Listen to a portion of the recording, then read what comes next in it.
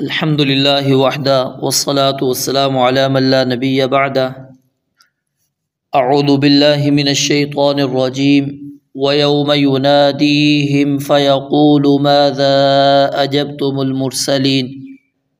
ویوم ینادیہم، اور جس دن وہ انہیں آواز دے گا، یعنی اللہ رب العالمین انہیں آواز دیں گے، فیقول، پس وہ کہے گا، ماذا اجبتم،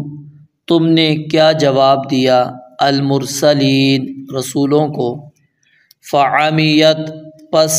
اندھی ہو جائیں گی، علیہم، ان پر، الانباء، تمام خبریں، یومئذ، اس دن،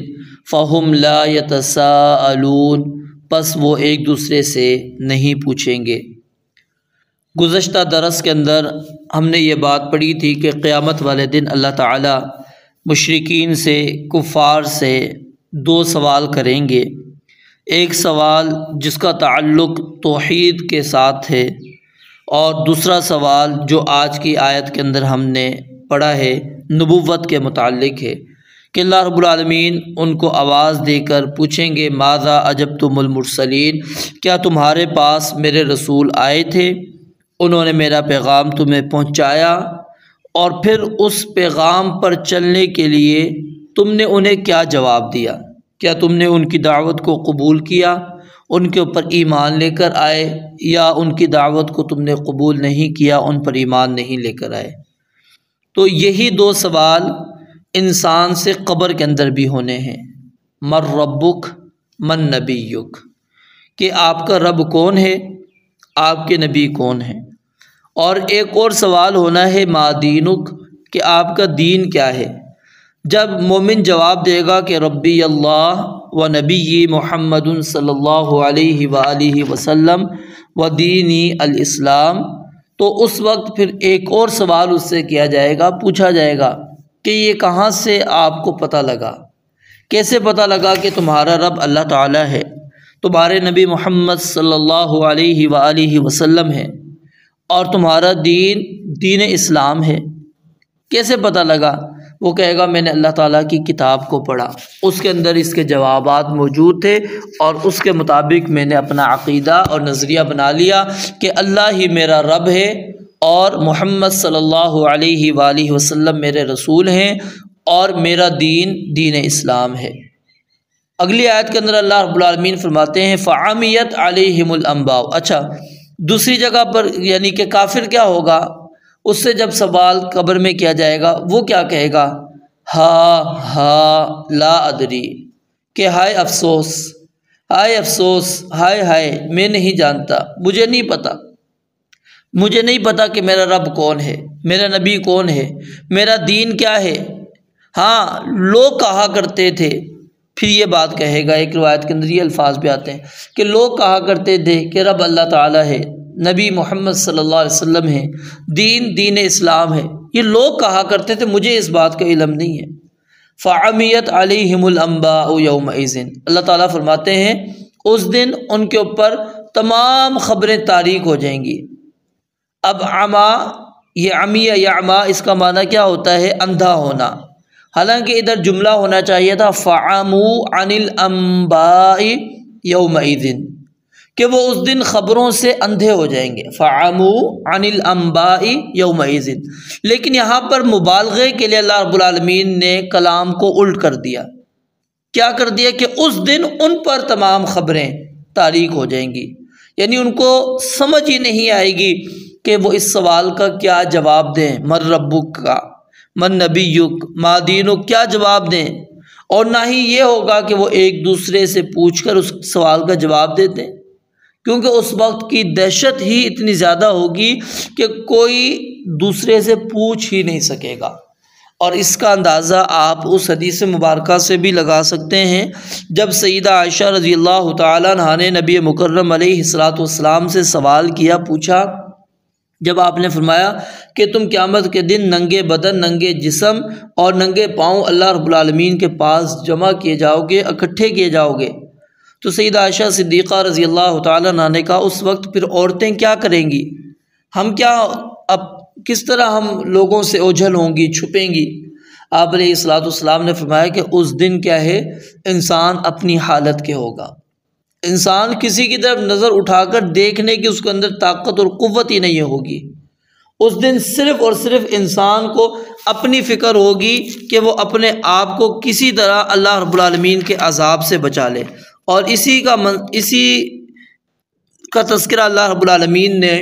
سورہ عبس کے آخر کے اندر بھی کیا ہے۔ یوم یفر المرء من اخیہ وامہ وابیہ وصاحبتہ وبنیہ لکل امرئ منہم یومئذ شأن یغنیہ۔ ہر ایک کی ایک حالت ہوگی اور وہ اسی حالت کے اندر وہ انسان پھنسا ہوا ہوگا۔ اور پھر یہاں پر اس حدیث کو بھی اگر ملا لیں تو بات اور آپ کے سامنے کلیئر اور واضح ہو جائے گی کہ جب تمام لوگ انبیاء کرام علیہم الصلاۃ والسلام کے پاس جمع ہو کر جائیں گے اور ان سے مطالبہ کریں گے کہ آپ اللہ رب العالمین سے کہیے کہ ہمارا حساب و کتاب شروع کر دیں۔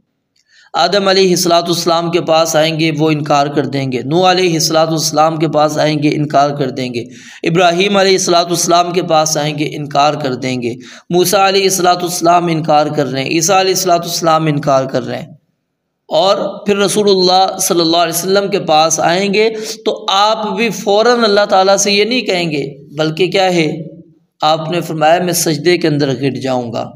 اور میں اللہ تعالیٰ کی حمد و ثنا بیان کروں گا، تعریفات بیان کروں گا، وہ تعریف بیان کروں گا جو مجھے آج نہیں پتہ۔ اللہ تعالیٰ میرے دل میں القاء کرتے جائیں گے، میں اللہ کی حمد و ثنا بیان کرتا جاؤں گا۔ اللہ کا غصہ تھوڑا سا ٹھنڈا ہوگا، اللہ کہیں گے سل تعطا واشفع تشفع، ارفع رأسک، اپنے سر کو اٹھائیے، سوال کیجئے آپ کو دیا جائے گا، سفارش کیجئے آپ کی سفارش کو قبول کیا جائے گا، رد نہیں کیا جائے گا۔ آپ اپنے سر کو اٹھائیں گے، دوبارہ سجدے میں گر جائیں گے، پھر لمبا عرصہ اسی طرح سجدے میں پڑے ہوئے، پھر یہی بات کہی جائے گی، پھر اٹھائیں گے، پھر دوبارہ سجدے میں۔ تیسری مرتبہ کے بعد آپ علیہ الصلوۃ والسلام کیا فرمائیں گے؟ صرف اتنا کہ لوگوں کا حساب و کتاب شروع کر دیا جائے۔ یہ کیا ہے؟ دہشت ہے۔ حالانکہ انبیاء کرام علیہ الصلوۃ والسلام سے گناہ نہیں ہوئے، لیکن وہ ہی غلطیاں اپنے لیے تباہی اور بربادی کا باعث سمجھ رہے ہوں گے کہ نہیں آج ہم بھی ہلاک ہو جائیں گے۔ تو کسی نبی میں اتنی جرأت نہیں ہوگی کہ وہ رب العالمین کے سامنے کھڑا ہو جائے اور وہ کہے کہ اللہ بندوں کا حساب شروع کر دے۔ تو یہ کیا ہے؟ دہشت ہے، خوف ہے۔ اس دن کی دہشت اور خوف اتنی ہوگی کہ وہ ایک دوسرے سے لا یتساءلون، سوال ہی نہیں کریں گے۔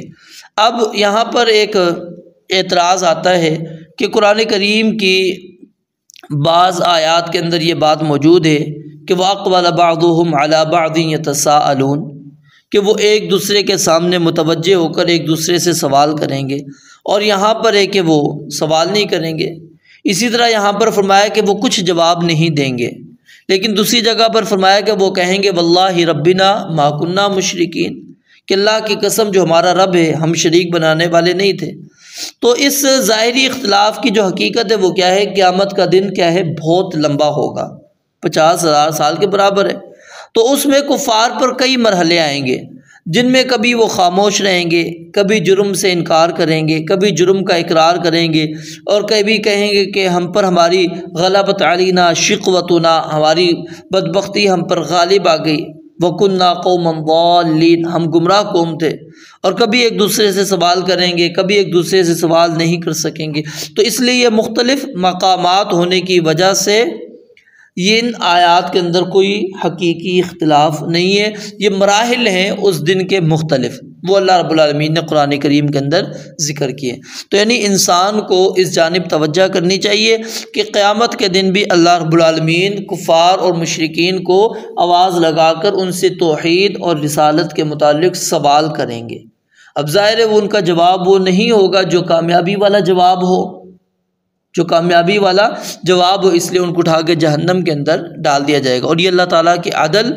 اللہ تعالیٰ کے انصاف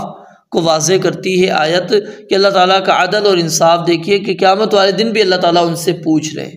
اور جیسا کہ میں نے آپ کو بتایا تھا کہ یہ پوچھنا تو ان کو ذلیل کرنے کے لیے ہی ہے اور ان کے شرکاء کی بے بسی کو ظاہر کرنا ہے، اور ساتھ میں یہاں پر یہ بھی مفہوم نکل سکتا ہے کہ وہ اللہ رب العالمین مزید اتمام حجت ان کے اوپر قائم کرنا چاہتے ہیں۔ رب العالمین سے دعا ہے اللہ تعالیٰ سمجھنے عمل کرنے کی توفیق عطا فرمائے۔ وآخر دعوانا الحمدللہ رب العالمین۔